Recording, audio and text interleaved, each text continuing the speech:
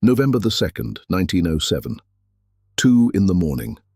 120 of the most powerful men in America are locked in a room.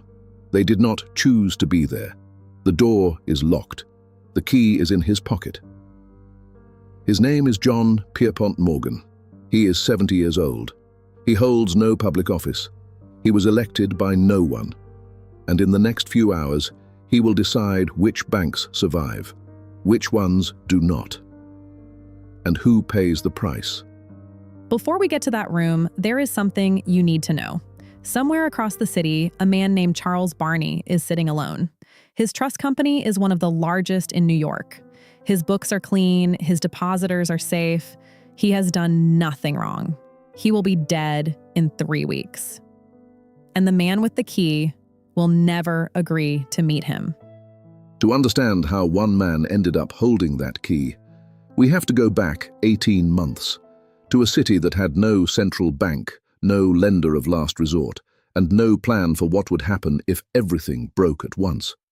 America was the largest economy in the world. It had no system for saving itself. Most accounts begin this story in October 1907. That is the first mistake. A year and a half earlier, an earthquake in San Francisco had drained gold out of the British financial system. The Bank of England raised rates. Capital fled America. Stocks fell, first slowly, then harder. By the autumn of 1907, the US economy was already in recession. Stock prices had fallen 24% for the year. New York City had failed to sell its own bonds. Standard Oil had been hit with a $29 million antitrust fine. Bank runs had already struck Egypt, Japan, Hamburg, and Chile. All of this happened before October. All of it happened before the spark. So when October came, everyone knew something would break. The question was, what? And whether anyone would be in a position to stop it. The spark was Otto Heinze. His brother Augustus had arrived in New York in 1906 with $25 million. He had built a network of banks and trust companies, financed entirely with borrowed money. 6 national banks, 10 state banks, 5 trust companies, 4 insurance firms. All interconnected, all using each other's shares as collateral. Otto believed the family controlled United Copper Company's stock and that short sellers were trapped. The plan was to demand the borrowed shares back and force the shorts to buy at any price. On Monday, October 14th, United Copper surged from $39 to $52 in a single day. On Tuesday, Otto called in the short sellers and the price peaked near $60. But Otto had misread the float. Short sellers found shares he did not know existed. By Wednesday, United Copper had fallen to $10. The Heinze family had lost roughly $50 million in 48 hours. The Wall Street Journal wrote that never had there been such wild scenes on the curb. It was not greed that lit the fuse. It was incompetence. Otto did not engineer a disaster. He misread a spreadsheet, and because his family's banks had used United Copper stock as collateral, that single mistake had already infected everything they touched. The system had no firewall. One bad bet, and the contagion began. The clearinghouse moved quickly. By Thursday, Augustus Heinze had resigned from Mercantile National Bank. By Saturday, Charles Morse had resigned from 9 institutions at once. For a moment, it looked contained. But the runs were not spreading to banks. They were spreading to something else, something the clearinghouse had no power to protect. Trust companies had started as estate managers for the wealthy. Then they expanded, aggressively, into banking. They took deposits, made loans, and invested in securities. Everything banks did, but under far lighter regulation. They had no clearinghouse membership, no access to emergency lending, and reserve requirements of just 5% versus 25% for national banks. By 1907, their assets had grown 244% in a decade. They were the fastest growing part of the financial system, and they were completely outside the safety net. In Chicago, trust companies were full clearinghouse members. There were no runs in Chicago. New York had spent a decade building an architecture that guaranteed the wrong institutions would fail first. The parts of the financial system that grow fastest outside the regulatory perimeter are always the parts most likely to blow up. That was true in 1907. It was true in 2008. It will be true next time. Remember Charles Barney. As president of the Knickerbocker Trust, he oversaw one of the largest institutions in New York. His only connection to the Heinze collapse was a loose association with Charles Morse. That was enough. By Monday, October 21st, everyone knew. The board forced Barney's resignation. That evening, the National Bank of Commerce announced it would no longer clear Knickerbocker's checks. That announcement was a death sentence. When the doors opened Tuesday morning, the crowd surged. Police were called, and 2 vans of currency were rushed in. It did not matter. $8 million left the building in under 3 hours.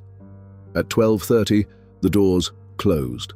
The call money rate jumped from 9.5% to 70% that afternoon. Within 2 days, it would reach 100.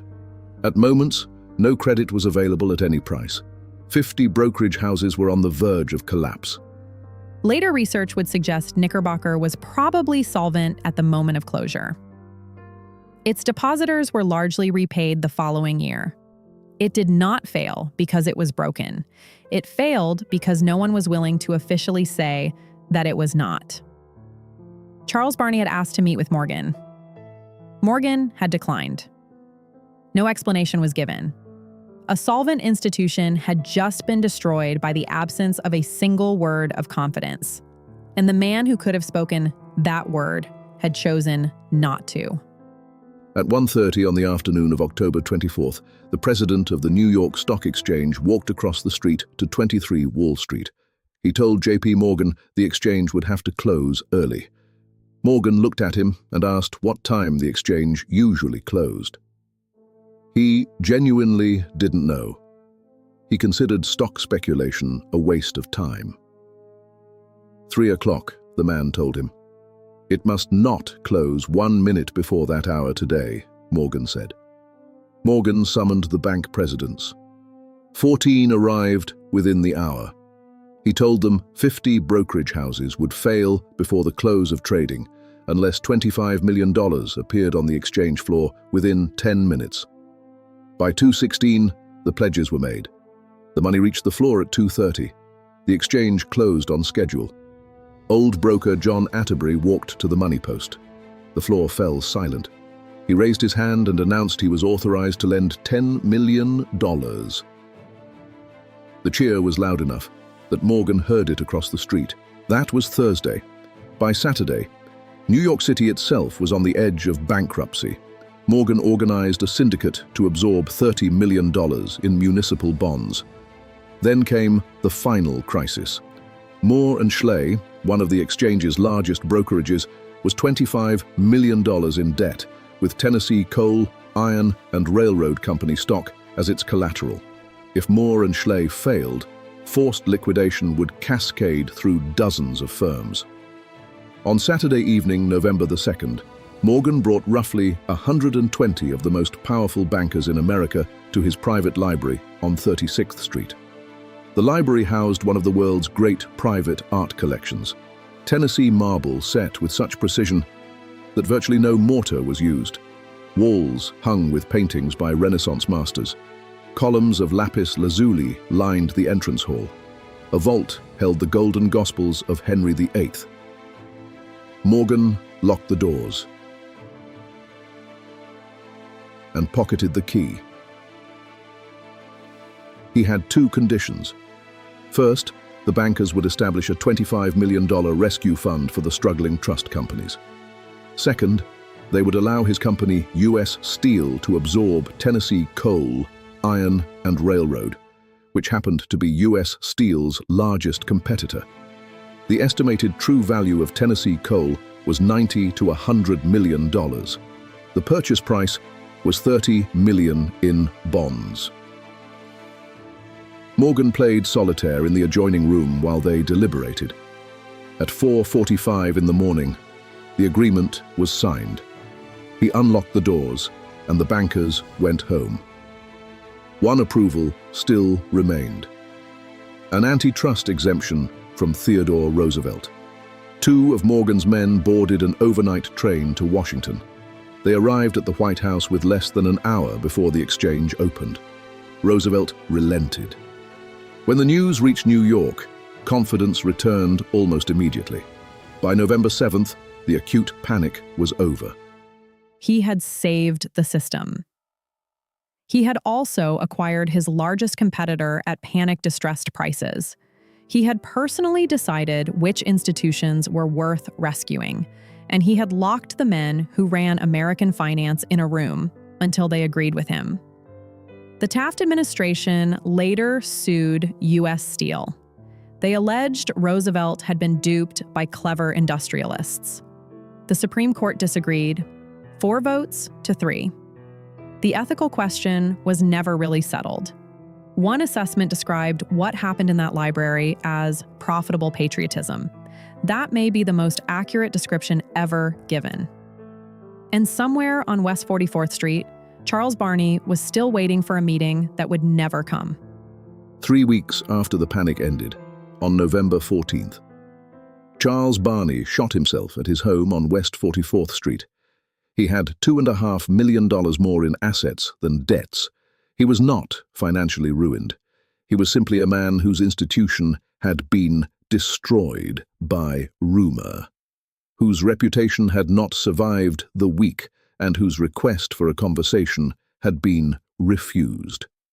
Morgan was never asked to account for that refusal. The political response came quickly. The Aldrich-Vreeland Act of 1908 established the National Monetary Commission. 2 years later, Senator Nelson Aldrich convened a secret meeting at the Jekyll Island Club off the Georgia coast. 6 men traveled there separately. They used first names only. The cover story was a duck hunting trip. One attendee borrowed a gun he had never fired. They called themselves the First Name Club for 20 years and publicly denied the meeting had ever happened. Their draft document became the Federal Reserve Act, which was signed into law on December 23, 1913. The founding president of the Federal Reserve Bank of New York was the young banker who had examined the books of the Knickerbocker Trust in October 1907, the man who could not determine whether it was solvent. His name was Benjamin Strong. The Fed was built to solve 5 specific problems that 1907 had exposed. There was no lender of last resort, no flexible currency, reserves were scattered and immobilized, supervision was inadequate, and the payment system was inefficient. Or to put it more simply, it was built to ensure that next time, the system would not depend on whether one man was available, willing, and in good health. Morgan himself had argued that Washington should handle the next one. He died on March 31st, 1913, 9 months before the institution built to replace him was signed into law. America had no system. So one man had to be the system. And that was intolerable. Ben Bernanke, managing the 2008 collapse, was explicit about the parallel. Fundamentally, he said, the panic of 1907 and the panic of 2008 were instances of the same phenomenon. The fastest-growing parts of the financial system sat outside the regulated perimeter. When confidence broke, there was no backstop. The question of who would be saved and who would not was decided by a small group of powerful men, based on judgments that were partly financial and partly personal. In 1907, that man was J.P. Morgan. In 2008, it was Paulson, Bernanke, and Geithner. The names change. The pattern does not. And somewhere, right now, a trust company is growing faster than the rules can follow. If you want to know what went wrong next time, subscribe.